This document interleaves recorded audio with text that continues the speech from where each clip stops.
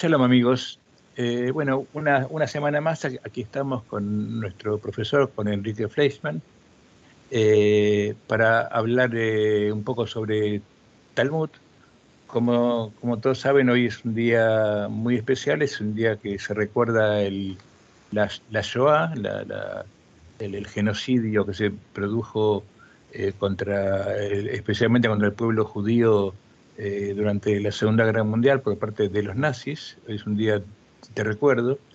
Y el tema de hoy, del cual nos va a hablar Enrique, no es exactamente este, pero como saben, todo tiene que ver con todo muchas veces, ¿no? Y el título sería eh, ¿qué pasa cuando hay un choque de valores, eh, cuando hay unas costumbres o cuando hay una escala de valores distinta de la nuestra? ¿Qué debe hacer? Sería en este caso el judío cuando se tiene que enfrentar a una situación así adversa, digamos, ¿no? Desde el punto de vista ético, desde el punto de vista moral. Y bueno, y legal, porque muchas veces se pone en riesgo, digamos, al pretender enfrentar o burlar algo que quiere evitar, ¿no? Entonces, es un tema complicado y a la vez muy interesante.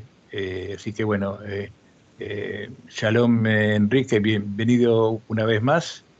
Y bueno, yo te escucho muy interesado a ver qué nos decís al respecto. Bueno, perfecto. Hola Raúl y shalom a todos y otra vez y bienvenidos a una nueva sesión de debate de Talmud. Esta vez vamos a hacer una pequeña pausa en el estudio de Pirkei Avot que estaba planificado para esta época entre Pesach y Shavuot, básicamente por el hecho de que hoy nos estamos encontrando en el día de la Shoah. Y el día de la Shoah es un día especial, primero porque conmemoramos, como Raúl ha dicho, el exterminio de 6 millones de judíos, la muerte de otros millones más de otras personas, ¿no? Pero especialmente el caso judío, porque el caso judío era un exterminio intencionado, ¿no? No había ninguna motivación, si se puede hablar de alguna motivación que iba más allá del exterminio de por sí, y por lo tanto es un caso especial y yo creo que no se debería comparar con ningún otro conflicto, sea bélico o sea otro tipo de conflicto, pero eso es una visión muy personal y también quizás está influenciada por el hecho que soy descendiente de una familia que ha sufrido las consecuencias de la Shoah. Pero de todos modos, lo interesante de la Shoah, desde el punto de vista del debate que vamos a llevar hoy en día, es que la Shoah fue una circunstancia, han sido unas circunstancias muy especiales en la cual se han desarrollado una serie de dilemas éticos profundísimos y muy serios. Y en algunos casos yo diría hasta que es muy difícil de resolver, por ejemplo el caso de los Judenrats, el caso de la gente que tuvo que de alguna forma colaborar o no colaborar con los nazis para poder salvar otras vidas. La decisión de los jóvenes judíos en el gueto de Varsovia en el año 1943 de rebelarse contra las acciones de deportación a los campos de exterminio, sabiendo que ellos iban a morir y sabiendo que quizás iban a causar la muerte de otras personas. Esas son decisiones éticas profundísimas y dificilísimas. Y yo creo que sin estar en el lugar de esta gente sería imposible ni siquiera de poder juzgarlos, ¿no? Porque yo no sé cómo cada uno de nosotros actuaría en semejantes circunstancias. Por lo tanto, yo creo que primero, bueno, esta gente se merece el máximo de los respetos. Y por supuesto, lo importante es entender que, bueno, que en la vida a veces nos encontramos en situaciones de dilemas morales que se resuelven de una forma u otra y a veces ni siquiera se resuelven. Esto está vinculado a lo que hemos empezado a comentar la semana pasada, que fue, digamos, Pirkei Avot como, digamos, la base ética o moral de toda la tradición judía que está desarrollada en la Mishnah y en la Gemara, pero la fortaleza y también un poco la debilidad de Pirkei Avot de que normalmente no tratan de casos concretos, sino digamos, son principios muy generalistas que a partir de ahí se pueden desarrollar distintas interpretaciones. Y lo que vamos a hacer hoy en día es llevarlo desde el nivel muy alto del Pirkei Avot, de que son frases, como he dicho, al más alto nivel, abstractas, y que no dan, digamos, una instrucción clara sobre cómo actuar en casos concretos, que en el fondo también es muy complicado, ¿no? Porque la vida es tan complicada que es muy difícil decir en cada situación qué es lo que se tiene que hacer, sino que a veces hay que realmente marcar grandes principios. Pero vamos a tratar hoy en día en un caso concreto que nos presenta la Cámara, en el cual hay un debate que sería de carácter legal / ético, ¿no? Hay un tema de por medio, y vamos a ver exactamente cómo se soluciona, o digamos, cómo no se soluciona y cómo se deja pendiente este tema. Y por lo tanto yo creo que va a ser un debate interesante, más que todo para presentar la pregunta, no necesariamente para dar la respuesta, porque yo creo que lo interesante de las preguntas es que a veces se dejan sin respuesta, porque cada uno de nosotros valore y llega a su propia conclusión cómo se ha de solucionar los dilemas éticos, y por lo tanto lo que vamos aquí a ofrecer es una especie, digamos, de un menú de las posibles actuaciones, cómo lo solucionaron los rabinos, y luego, bueno, a partir de ahí cada uno a su manera. Bueno, si me permitís, sí. seguramente lo ibas a decir, pero por la duda te lo recuerdo. Antes de entrar con seriedad, digamos, en el análisis. Hasta ahora no fuimos serios. Hasta ahora fuimos muy serios. Fue una broma todo. Y vamos a seguir serios, que el tema lo merece. Pero tenías un cuento pendiente. Así es. Que es muy bueno. Vale. Y que abre también Perfecto. El juego para todo este análisis. Vale. Entonces, bueno, este se va en memoria de los muchos judíos del este de Europa, bueno, que murieron hace 80 años aproximadamente. Bueno, es un cuento típico digamos, del este, de los judíos del este de Europa. El cuento es muy simple, pero yo creo que va un poco a abrir, digamos, el debate que vamos a poner aquí. El cuento es el siguiente: un judío comerciante que acostumbraba a ir entre distintos pueblos, un día se acerca a su rabino y le formula una pregunta. Le dice, rabino, por favor, tengo que hacerle una cuestión. Le dice el rabino, por supuesto, para eso estoy. Entonces le dice el judío, mire, la semana que viene tengo que ir de viaje a un pueblo muy lejano, que está a X kilómetros de aquí, y el inconveniente, claro, que no voy a poder llegar de vuelta para hacer Shabbat en casa. Por lo tanto, voy a estar obligado a hacer Shabbat en aquel pueblo. Entonces el rabino le pregunté cuál es el problema. A ver, Shabbat puede ser en cualquier sitio. Le dijo, a ver, pero en aquel pueblo no hay judíos, ¿ok? Y probablemente no va a haber comida kosher, no voy a tener con quién rezar. Un problema, ¿qué hago? ¿No? Entonces el rabino le dice, a ver, pero no puedo llevarte comida. No, que es muy lejos, que es complicado. Le dice, bueno, ¿sabes lo que? Te voy a decir algo. Yo te permito comer lo que sea necesario. Y si hace falta comer jazir o chancho, te comerás y no hay ningún problema. Dice el judío le dice, pero ¿cómo, rabino? ¿Cómo me permite eso? Le dice, el rabino dice, mira, no hay ningún problema, pero solamente te lo permito bajo una sola condición. Cuando comas el cerdo, por favor no te chupes los dedos. Ese es el cuento. ¿A dónde va esto en el tema ético? Bueno. Sí, es lo que dice el rabino es que desde el punto de vista práctico a veces estamos obligados digamos, a ceder en nuestros principios, a ceder en nuestra forma de hacer las cosas, a veces hasta doblegar un poco la realidad. ¿Por qué? Porque las circunstancias nos obligan. Pero lo importante es no transformar esa actitud en ideología. O sea, una cosa es ser consciente de que en algunas circunstancias tenemos que perder nuestro camino porque estamos obligados. Pero, por otro lado, no dejemos contaminar las circunstancias a nuestro interior interno. O sea, no nos olvidemos que cuando comemos cerdo o cuando cometemos alguna transgresión, ¿no?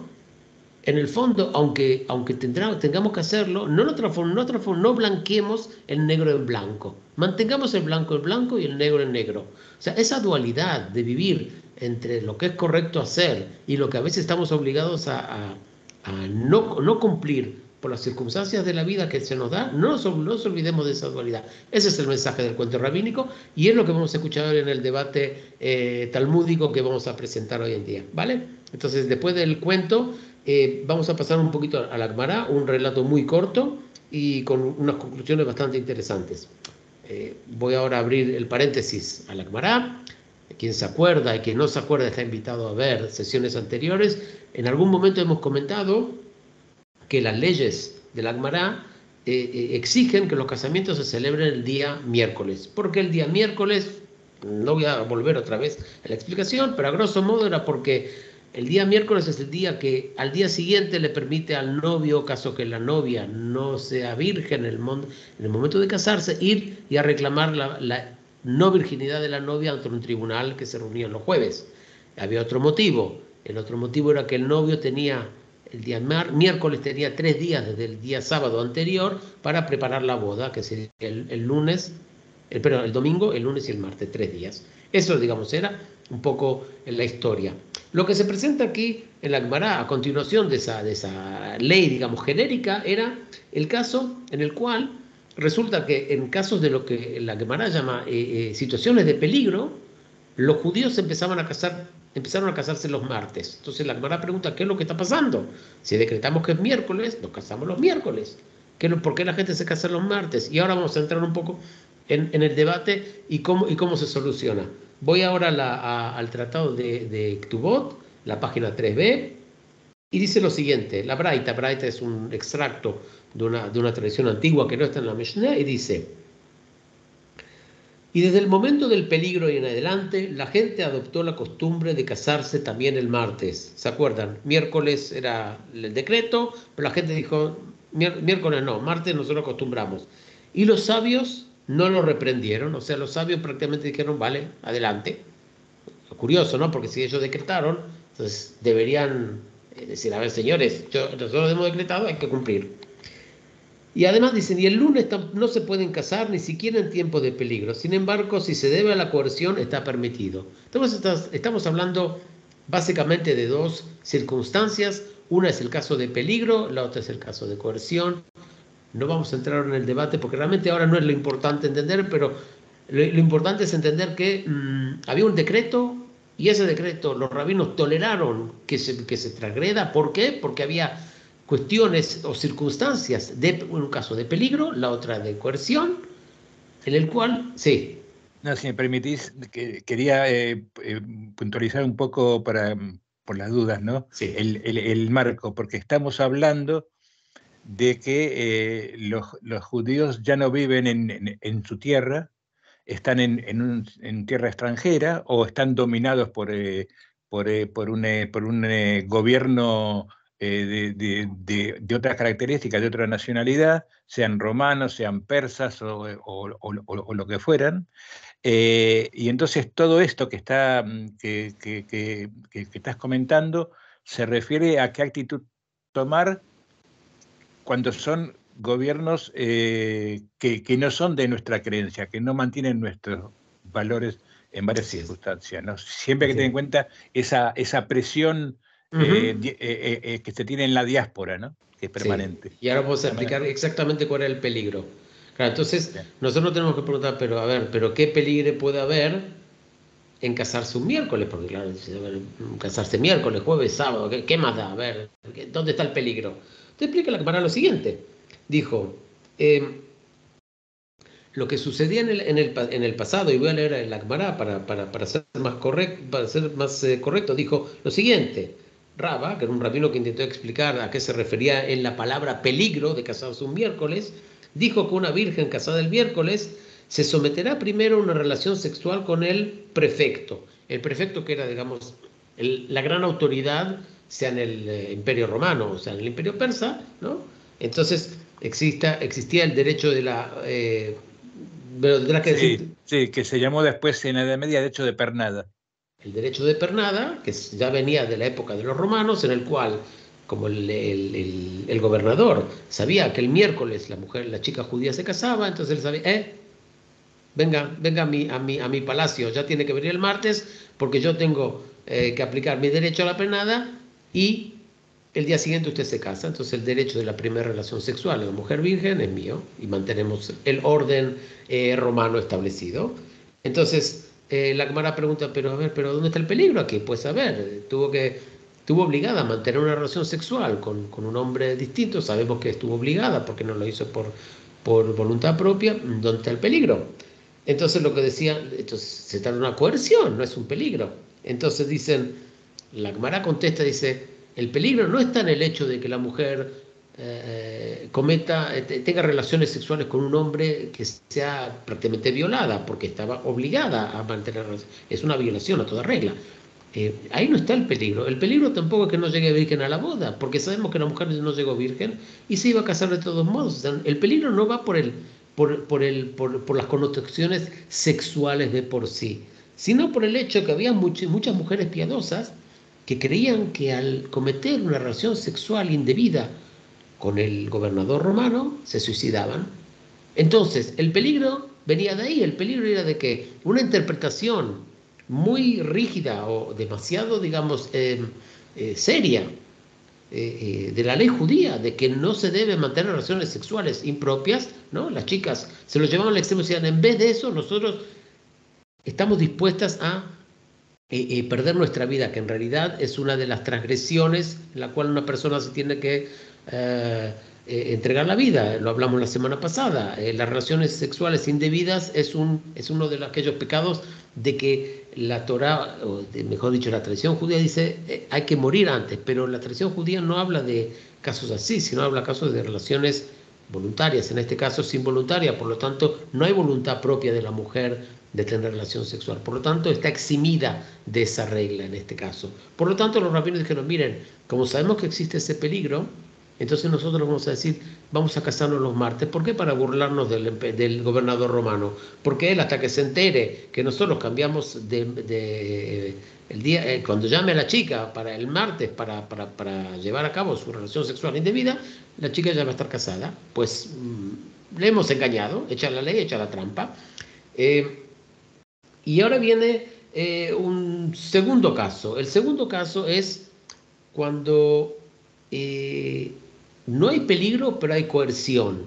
Y ahí hay un detalle, digamos, importante, ¿no? Porque en este caso realmente no hay obligación de postergar la boda, no hay obligación de no celebrar la boda, pero realmente hay una decisión propia de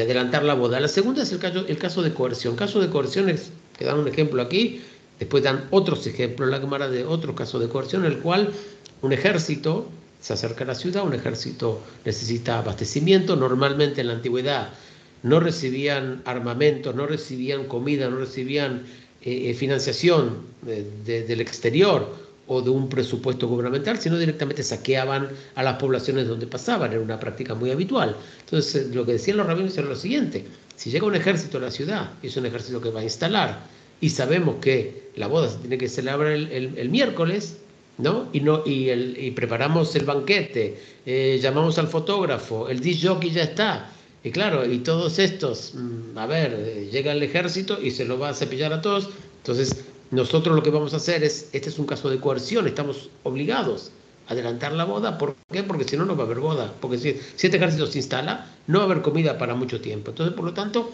es un caso de coerción, es un caso distinto, que los rabinos lo toman un poco de forma distinta. Dicen, bueno, en este caso también nosotros lo permitimos, pero lo toleramos menos. ¿Por qué? Porque está más abierto a interpretaciones.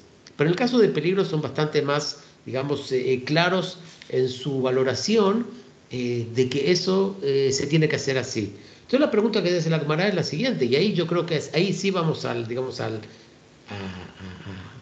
punto de partida, ¿no? De los debates, de los dilemas morales ante circunstancias adversas. La Gemara pregunta lo siguiente, la primera pregunta que hace la Gemara dice, entonces, a ver, ¿por qué no cambiamos directamente a martes si sabemos que hay problemas? Entonces la Gemara primero da una respuesta, dice, miren, nosotros reconocemos que hay mujeres que no son tan piadosas, sino que todo lo contrario, o sea, estarían muy contentas, ¿no? De quizás tener una aventurilla con alguien, ¿no? Entonces, por lo tanto, nosotros no queremos empezar a doblegar las reglas para transmitir un mensaje. Permíteme, Sí. hay una tercera posibilidad, que es la resignación.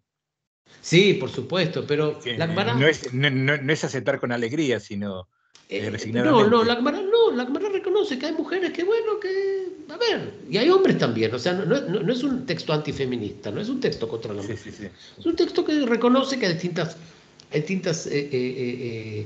formas de pensar, distintas actitudes, y hay personas que son más intransigentes, y hay personas que son más permisivas, y bueno, hasta le gustaría, ¿no? Antes de casarse, bueno, no sé, tener otra experiencia. A ver, y los rabinos lo reconocen y saben que en el mundo que vive. Entonces nosotros queremos mantener las normativas y por lo tanto no vamos a abrir aquí barra libre para casarse el día que se quiera y que nosotros de alguna forma consideramos que es legítimo o está cerca de lo legítimo lo que está pasando con el gobernador romano. No va por ahí. Esa es una explicación, ¿no? Y por lo tanto mantienen la regla del día miércoles, ¿no? Con la excepción del día martes. Pero hay una explicación que yo creo que es la más interesante. Dicen, miren, nosotros reconocemos que estamos viviendo bajo circunstancias en las cuales tenemos que hacer unos cambios en nuestra forma de pensar, en nuestra forma de hacer las cosas. Pero ojo, nosotros sabemos que no es correcto actuar de esta forma. Nosotros sabemos que estamos en unas circunstancias temporales, pero a lo largo, cuando seamos capaces, vamos a volver a nuestra práctica habitual. Por lo tanto, lo que los rabinos dicen, eh, lo voy a decir en texto de palabra, dicen lo siguiente: es probable que se derogue un decreto de persecución religiosa, porque ellos consideran este caso como la persecución, y nos abolimos una ordenanza rabínica frente a un decreto de la persecución religiosa.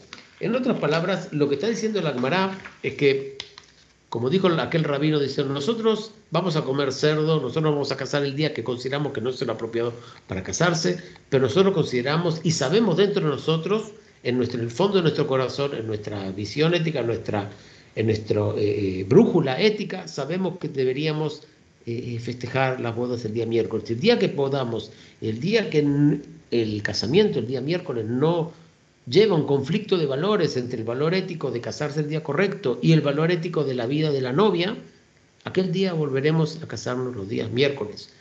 Yo creo que el mensaje aquí es un mensaje fuertísimo, es decir, nosotros sabemos que nos tenemos que adaptar a las circunstancias, reconocemos el poder militar, económico,